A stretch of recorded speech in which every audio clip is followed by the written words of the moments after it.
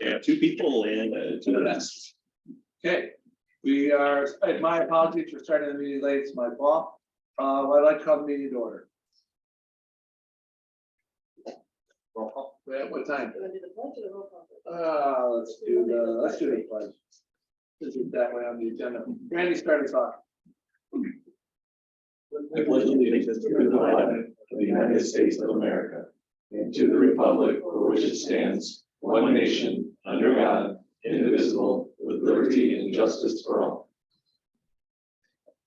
President Gals. I am here. Secretary Crowder. Here. Treasurer Gannon. Yep. Trustee Simpson. Trustee Allen. Here.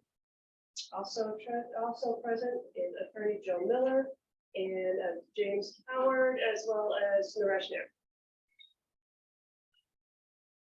I think we ought to move George's chair over there so we can see the clock.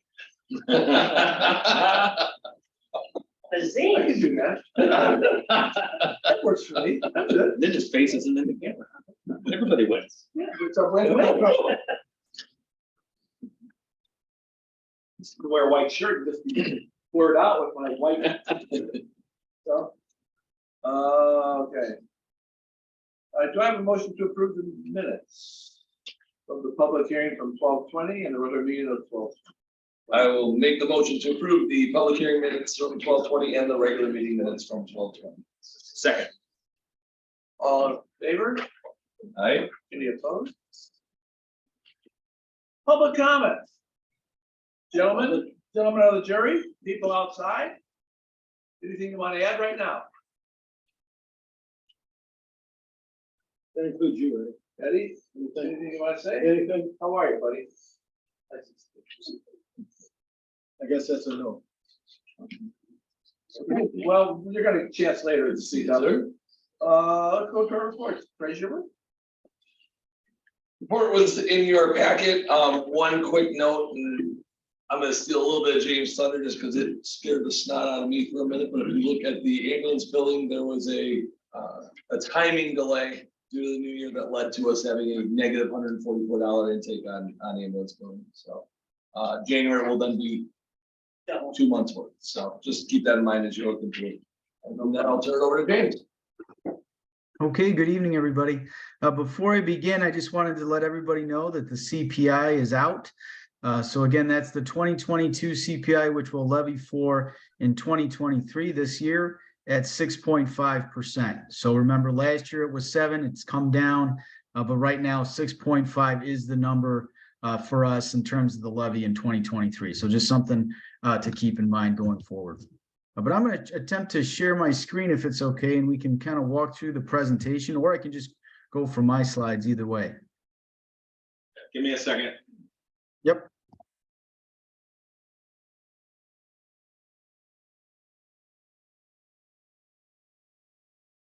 Excellent.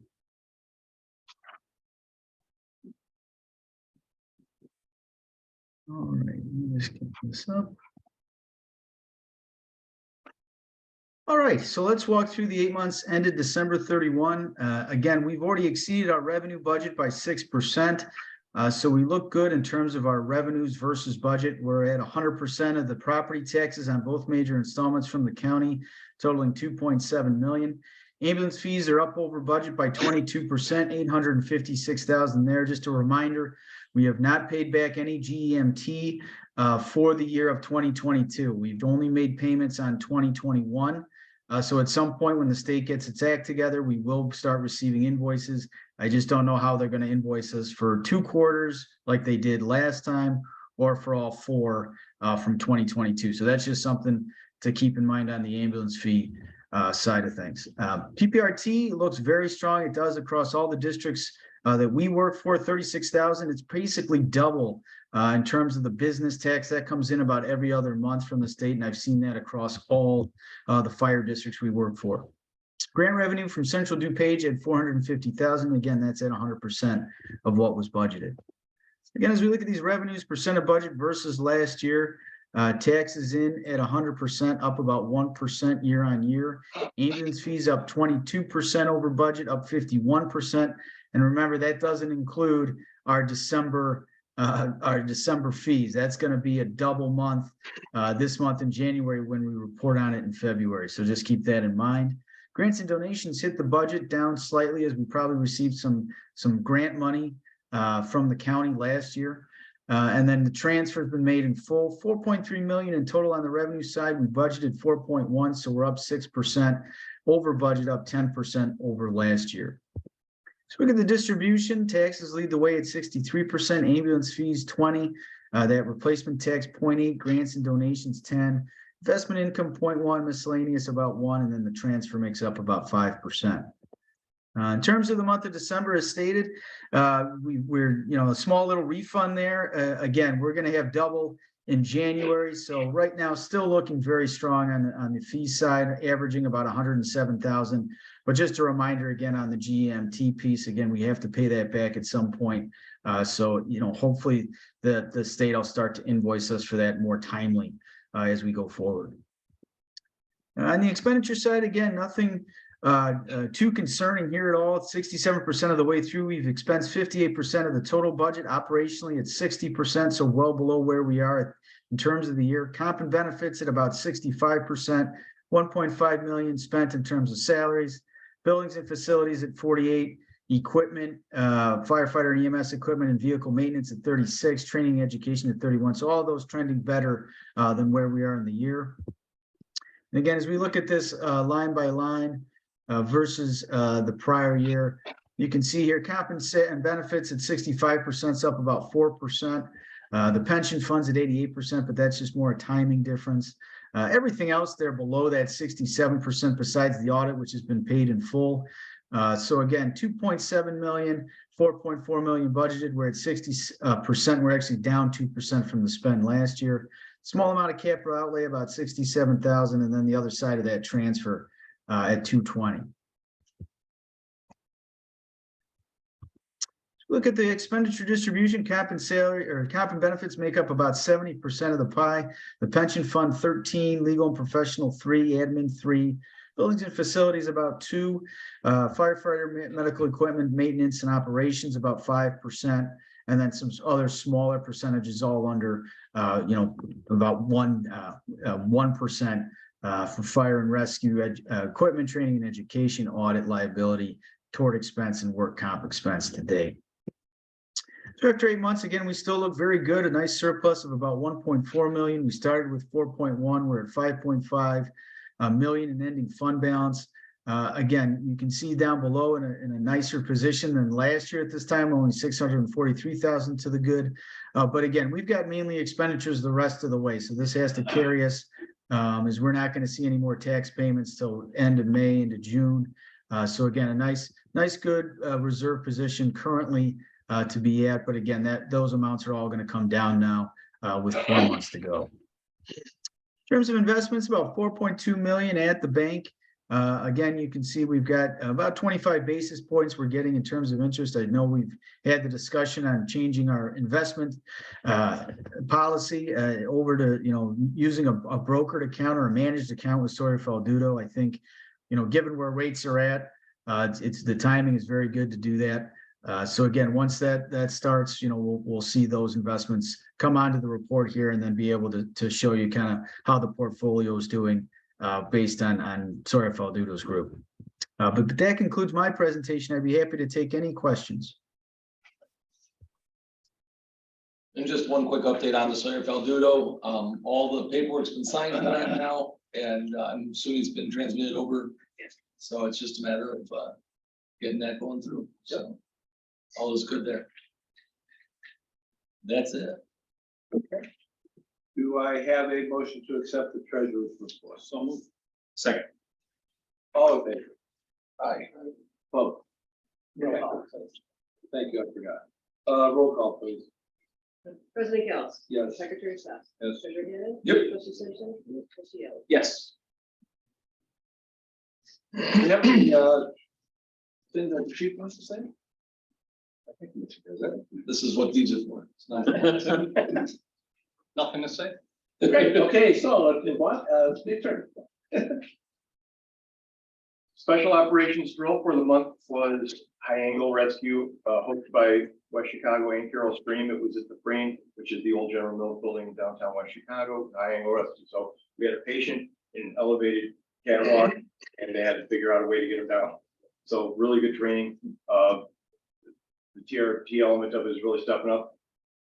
As you know, we're, as I've said previously, we're leaders in the water rescue element of that. And we're going to be actually hosting compliments to Ed Troutman, our, who's really the kind of the leader of the water team in the Alliance, and his incredible job he does with it, and the leadership he provides is outstanding. We are hosting 2 special operations drills this year. I think the next one is for the February drill, right? It's being held in Rosedale. Yeah, but so we will be participating in that because it's our part of giving back to the overall Alliance. So the specialty team training, which started out a little rough with the exception of the water rescue because of Eddie, all of the special rescue stuff is really coming along. I can't express it enough, world-class training for all of our troops, and that's a good thing. Multi-company this month, historically, the January month is a state of the Alliance where we have kind of a sit-down conversation, talk about goals, objectives, lay out the training plans for the year and all that stuff. And this year we're doing it internally, so we will be doing that internally as all the other agencies are. Recent incidents of note, unfortunately, it's been very busy with working incidents over the past month. On December 25th, we had an appliance fire on Woods Avenue. We were assisted by Wheaton. On the 27th of December, we assisted West Chicago with an extrication in the area of North Avenue Prince Crossing. On January 1st, we had an extrication in the area of Lester and Prince Crossing. We were assisted by West Chicago, Wheaton, Carroll Stream, and Warrenville. Also on January 1st, we went to Winfield for a structure fire on Polo Drive. The engine medic and Deputy 31 responded to that. On January 12th, medics and I assisted West Chicago with a structure fire on Claremont. On January 15th, the tender, the medics and me assisted Warrenville with a structure fire on West Avenue.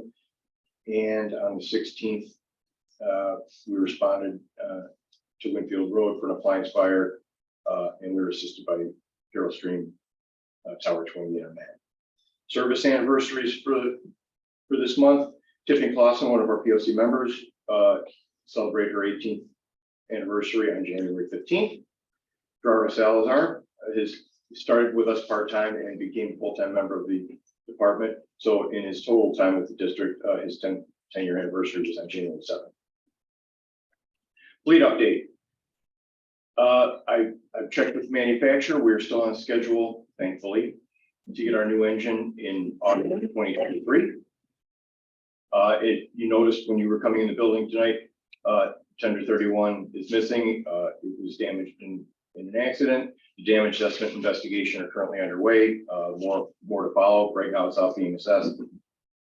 The air cascade orders are in progress, so we're just waiting for stuff to show up and arranging for the installation of the air cascade was approved previously. The SAFER grant from 2 years ago, which is still delayed at the federal level, we're still in contention. We have both been checking that the grant status literally daily, and we're still in the running. It's still active. We just haven't got an answer yet. The latest update from the feds was they're anticipating the awards to be announced by the end of January, but they said that in December as well. So all we can do is wait and see, but we are still in the running. The new firefighter paramedic testing update, as I reported last month, final eligibility register is posted. First candidate is in processing, and she should be joining the ranks within the next couple of weeks. Lieutenant testing underway. The oral and assessment centers were held on the 5th and 12th respectively. And the final component of that testing process is the written test, which will be held on January 31st. And that has been President of the Board of Fire Commissioners here. It's been a rigorous process for the candidates. Hopefully they're enjoying it, but it's a new experience. We've really stepped up the promotional process within our fire district with this. It's a bit of a departure, very, very formal, professional.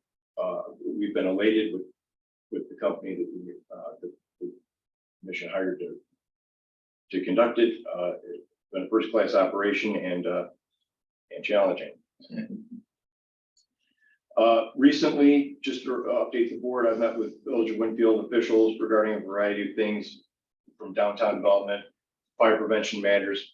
Met with Manager Barrett in the Village of Winfield, met with community development official Peter Crummins about, as you recall back going several years, we talked about fire prevention and working together, arriving at a commingled set of codes, and then eventually transferring everything over.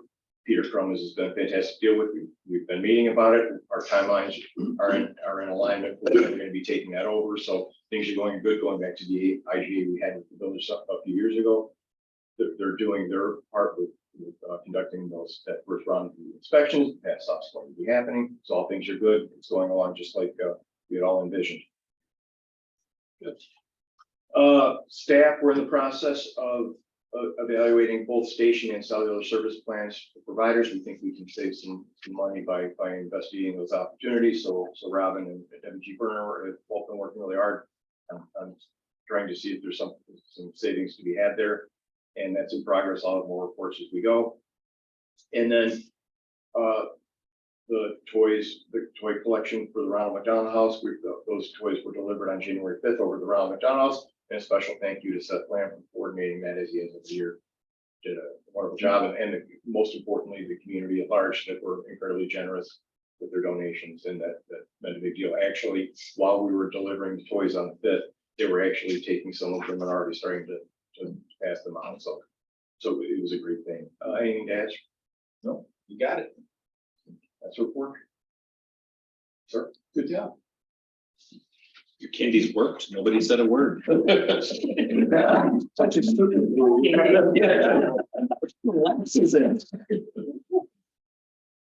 Great job, guys. Thank you.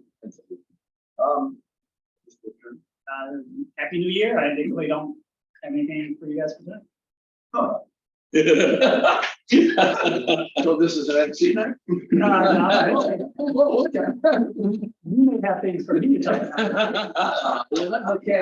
In fairness, he already got you on the lack of roll call, so you already used it now. Way to go. That's right, I had to use. Jeez. Thank you for your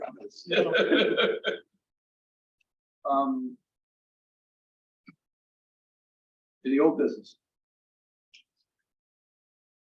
Bring anything up that's stuck in the crowd, something we missed? Some of that butterscotch. Consent agenda, we want to just need a motion? I'll move to adopt the consent agenda. Too late, Oh, sorry. I second. and then Rob? Yeah, we're looking at about 300 calls over last year. Is that still an accurate number? I think that's a little high, but I'll have to go back and check. Okay. Again, the numbers sometimes get conflated between our internal number and DuCom. Usually DuCom is higher. But I'll go back and check that, but we were definitely up over last year considerably. Yeah, the final total put us somewhere in the neighborhood of 200 to 300 calls over last year, which of course last year was a record year. Right. And so far for January, it seems like we are already probably going to be above and beyond yet again. Just call it a For of the categories that you categorize calls into, are there some types of calls that are growing in disproportionately larger than other types of calls? Generally speaking, as is the case with certainly our neighboring fire agencies, EMS continues to be up, and of those, psych behavioral seem to be growing, and along with just regular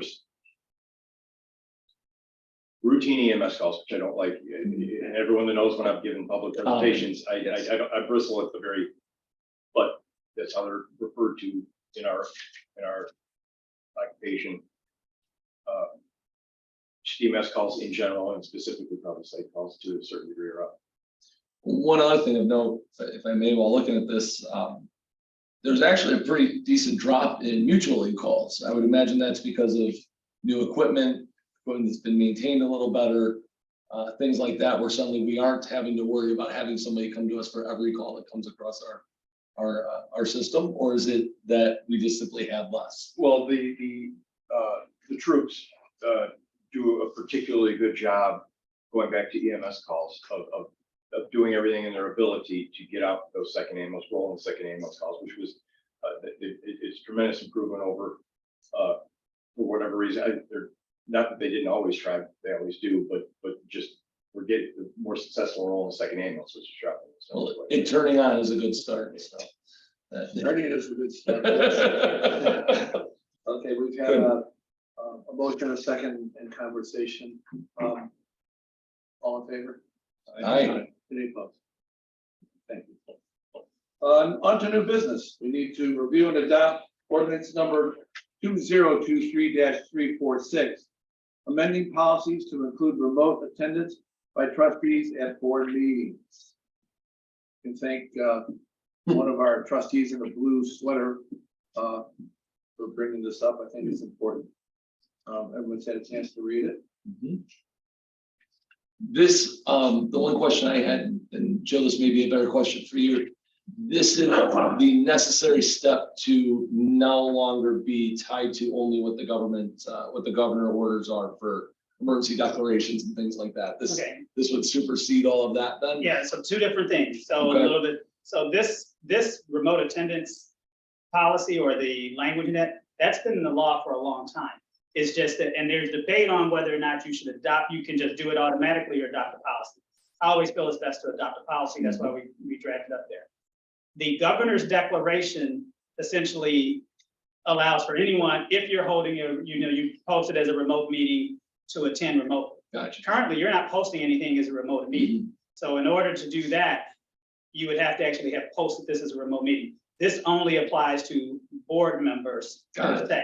Okay. Okay, now you guys are allowing people to attend remotely, but in theory, technically, since it's not posted as a remote meeting, probably you don't have to have that, but it's nothing that says you can't do that. Got it. But as far as your purposes, like if this isn't posted as a remote meeting, you couldn't. It'd be like, well, it'd be like last month. Right. I visually watched, but I'm not in attendance. Yeah. Yeah. Right. But if you have this now, you would be able to just say, okay, I'm sick, I'm at work, I can't make it, Right. and then you would be able to participate. Perfect. Does there have to be a physical forum here in order Yes. for a remote person to consider Yes. voting? Okay. Right, but under the governor's disaster declaration, only either the chief, the attorney, or like board president, you'd only need one here. But that's if you posted it as a remote meeting under the Got it. disaster Okay. declaration. So But for you're- this purpose, it's, you have to have a physical forum and then anybody that remotes in can then have a vote. Correct. Okay. Got it. I'd like to propose an amendment to letter C, number 1C in the exhibit A. Did I put another district name in there or something? like that? No. No, you did a great job. I would like to, after the words recording secretary, I would like to add or president, so that if the recording secretary is the person who is out sick at that time, they would have, that the recording secretary would have someone to reach out to. Let me see what the language in the statute says. It may actually say on it. So, let's see. Can there be a recording secretary pro tem? Yes, yeah, absolutely. Let's see. The secretary. Yeah. So, Right. Right. But a person with recording skills, right? I just want to make sure, there's not some Yeah, language in there you've got that to use statute the is machine too. You can do it. specifically say.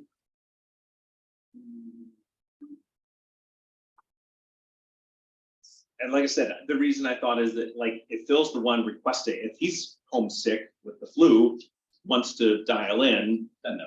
if the policy, the policy says he has to be the one that's But he's not notified. the recording I'm the secretary. recording secretary, She is. so if I'm sick, then If it you're would sick. be the secretary or whoever else wants to take minutes. So that's why I was suggesting, You could designate somebody else. I just want to make sure that there's nothing funky in the statute that specifically says that. We'll just mute. Right. Didn't we not here in the background? Ocean waves, yeah. The reality is, we would just put the dictaphone on the table. and The dictaphone. I thought you'd get a kick out of that.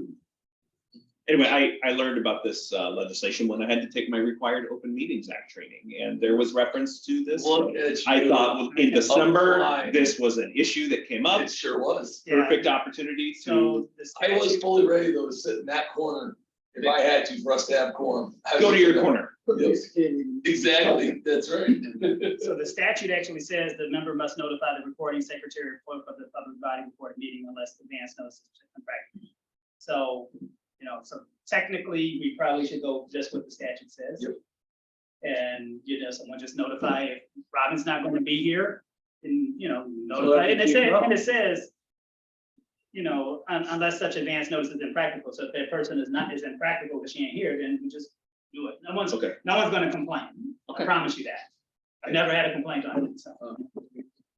I've never been in Winfield very long.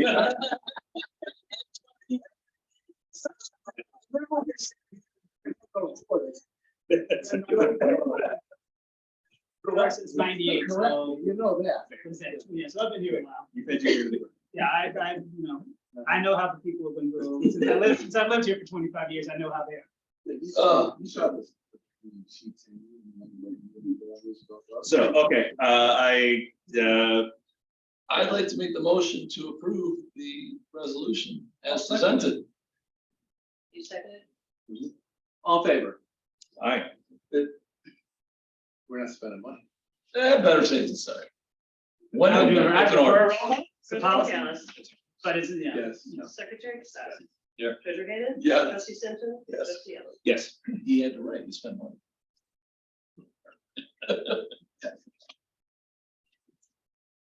We're not. Getting our money's worth. It's check and balance.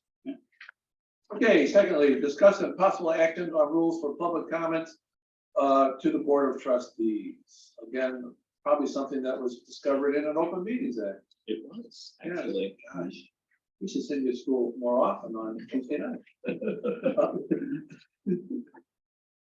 Has everyone had a chance to read this? It's something unfortunately, we haven't had a lot of people that show up for our meetings, so we've never really had to worry about comment. The reason I brought this forward was, it was just encouraged that we have it, but also B, knowing that we are about to embark on some significant projects. Yep. in- We're gonna be popular. there may be reasons people would want to come and address the board. And I think it would be useful to have a policy in place before that happens. Again, another great reason why continuing education is so important as we continue to grow, we continue to learn. So thank you. I move to adopt this ordinance. I'll second. It's not an So let me ask you- ordinance, though, it's just a policy. Oh, Just a policy question for you. And this is something, some of our clients put a cap on the total amount of public participation. Do you want to put a cap? Like they'll say public participation can't be more than 30 minutes. So that means like essentially they got 30 Yes. minutes. Yes. In total, Because I don't want to be here all night. because we might have 300 people that get 300 minutes, or they get 3 minutes apiece or something. Right, exactly. That's an excellent idea. Let's see, so cap at what? 30 minutes? 30 minutes grand total, yes. Is that per section of public comment? Because we do have 2 sessions of public comment on our. Well, that's No, gonna it's change as well. total. We gonna be in just have total. one, That'd be one. you're gonna have to do. And once you've adopted this, you're only gonna put one public comment on your agenda. They got their one spot. That's it. Do you suggest it at the beginning or the end? That's your choice. Okay. So that part I don't care about when you do it, beginning or end, but we'll just, if you're gonna have this, we're gonna have one spot on the agenda for public comment. Because they're gonna have like, oh, I get the 30 minutes now, oh, I get 30 minutes now. No. I'm gonna say it's always best to have in the beginning, because in fairness to the public, they don't want to be sitting around and listening to a boring meeting until they can get a chance to say something better, that they get their say out of the way, and then they can go home if they want, or they can stay if they choose to. I agree. Agree with that. So did somebody make a motion? I move to adopt this policy with, I guess probably I should amend it first That before 30-minute cap? yes, in, item number 2, I move to amend that we, limit to 30 minutes of total public comment. So no 3 minutes per speaker. Still 3 minutes per Still speaker, Oh, You don't want one person to take up. but we are 29 limiting and a that half portion of minutes. the agenda to 30 minutes. So unless additional time is granted, it goes to, with the maximum time allowed of 30 minutes. I think, I suppose, based on other government body meetings I have attended, Actually, guys, we would, look at number 4, please. I think 4 is where this needs to go, Yeah, it'll be. not 2. Yeah, okay. Sure, yes, sorry, number 4. When there are that many speakers present, usually there's a sign-up sheet for people to request to provide public comment, and you just work down the list until the 30 minutes is hit at most other meetings I've been to. yeah, that is exactly. So will we need to, buy like. So really, this kind of leaves it open that you can limit the time. That's what. Yeah, but some people complain. I can make time I so don't the know, date to vote is so set up. if you say it, and if you know, they know, they got 30 minutes. You're right, but I've found that sometimes when we Like do when that, he says it, right. yeah. You know, especially the I villages. never hear that. Yeah. Never hear that. That will be a roll call. Joe, you need to focus on positive I reinforcement. know. I'm very sensitive. I know you are, that's what I've been telling. Is there a second to that? I'm sorry. No. Yeah. I'll say- Simpson got you. Hey, listen, I prefer a roll call on this. President Kelly. Yes. Secretary Sass. Yeah. Treasurer Hammond. Yep. Trustee Simpson. Yes. Trustee Yellow. Yes, Okay, discuss the possible action on request to hire additional paramedics. Yeah, this was a previous agenda item as well. So the context of our situation is, as everyone well knows, I've reported for many months now. The SAFER grant was supposed to have been awarded months ago. And the delays at the federal level are the delays at the federal level. We're still in consideration. So in assuming we were to be awarded a SAFER grant, at the time you are awarded, you have to supply FEMA with a roster of all of your members. So that way, anyone that's existing on your roster isn't included in the SAFER grant. So that is for new positions and new positions only. And obviously, it's a substantial amount of money if we ultimately get awarded this grant. So we've been doing our best to try and hold up as well as we could for those members. So in the meantime, we have a vacancy, which is in the process of being filled. We have 5 full-time members per shift. We are at 4 or less on every shift. We have 1 vacancy, which is in the process of hiring a person. We have 2 people off on long-term disability. So their prognosis is still unclear, but at least in 1 case is still long-term. So the troops are really struggling, filling a lot of overtime, and we're putting a lot of strain on them, their lives, their personal lives, their families. And we have to give them some relief in the term, in the sense of extra bodies to spread all of this workload with. And that is why we've been trying, and again, conversations with the board, we have to, at one point, we're trying to hold off on that SAFER grant, but we're running out of time. And in the meantime, we need to give them relief because they certainly deserve it for all that they've given to this community. And so for that reason, I would actually formally request that we hire 1 additional person. Going back to the referendum, and our ask was always to grow 6 positions. The SAFER grant is for 3 of those. And we can work that situation in for one of those for the positions down the road, but for right now, they have to have relief, and that is my impassioned plea to the board, is precisely that. Is one enough? Well, we're gonna hire one. Yep. We're gonna hire another, so that's actually two. I guess my point is, we're not filling one per shift. We're filling only 2 shifts out of the 3. One of the members that's on disability currently, we're anticipating a fairly. Returning somewhat. Yeah. Got it. So, and if that turns out to not be the case next, same thing, but I'm trying to No, that's do fine. this I just- economically. It would make no sense to sit here and say, yeah, go get one, and it really doesn't, and then one shift is still behind and not getting the relief that they need, and that just wouldn't. I completely agree with you, sir. It's just. There's a lot of unfortunate juggling that's taking place right now. Well, in the same token, the more personnel you hire, the more spread out the guys are in helping train those new hires. So it actually helps to start out one at a time. So if you need, and the Savior Grant comes through, then Absolutely. we can continue that process. But it makes sense to at least hire one more. And by the time the current one we've already hired goes through the process and starts, they'll have 30 days in before the next one's hired and goes through the process. So it makes it a little easier for the guys. I agree. So I make the motion, we go ahead.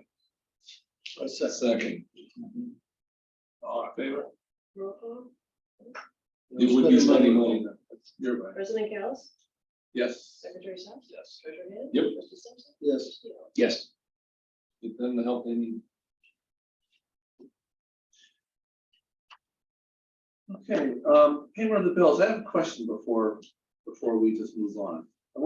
It says here, Boston Landscape, mowing services 6 months. Are we paying in arrears or are we paying in advance? Well, we had Tasks Unlimited that was doing the mowing of our property, and they were Okay. doing that every month. And they Okay. sold that portion of their business to this new company. Okay, And it took some time for them to transition everything over, so they continued to mow. okay. And then they sent us a bill for the past 6 months while that all transitioned. Is this bill the same that we've been paying on a weekly With basis? Tasks, type thing? Okay. Yes, It's just when you see it all together, you're like. right, I know, they did the same thing. Beautiful, but then I'm sure as well. Man, I mean, for the 2 strips we have along, it's like zoom. They probably spend more time weed whacking than mowing. Well, that includes county farm property as That well. It is. We hold it dressed to. Get that much for more, they'll buy a lawnmower. Buy a trailer and drive with you. That does, So- okay, and that's only that property. That doesn't do either of the other stations. No, we can mow these here, but to transport lawnmowers to there, And and it's then big. the duty crew out of service over there would be a challenge, so that's. And with push mowers, that'd be an awful long I time. didn't know if that included snow Well, at least removal. my other question was, but, okay, just curious, because I've never seen a bill that, Yeah, it was, it's just cumulative. Okay, all right, great, thank you so much. Do we have a motion? Make the motion to pay the bills totaling $69,282.93.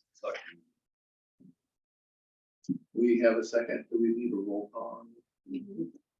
President Kellis, Yes. Secretary Sachs. Treasurer Gaines. Yep. Trustee Simpson. Yes. Trustee Allen. Yes.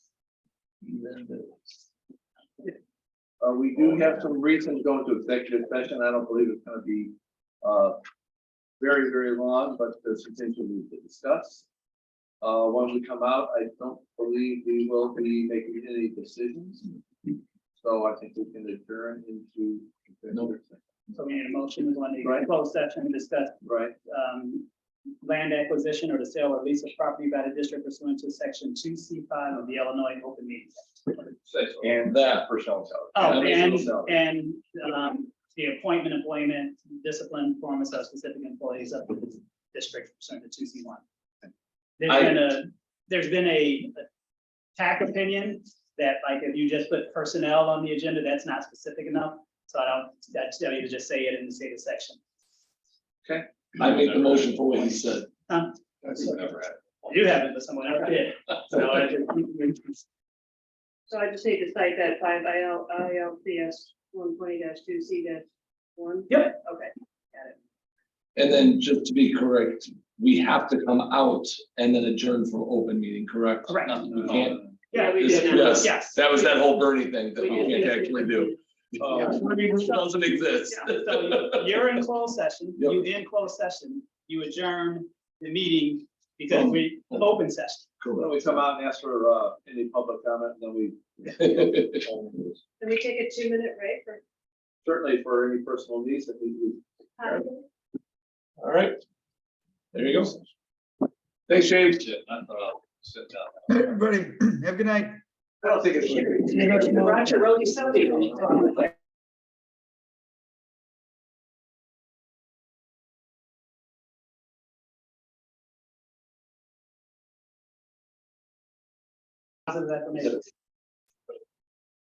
Do we need a roll call that we're still on here? Can I just say we're all here? We're Yeah, on here. you're out here. It's not a Zoom meeting, so you're not required to do like, the minutes are reflected, everyone's here, so. And we have some public here. I just want to give you an opportunity to make any public comments that you may have before we ask for adjournment. I'd say seeing none. I see none. Make the motion to adjourn the meeting. Second. All in favor? Aye. Support, any opposed? Let's get the heck out of here. Thank you.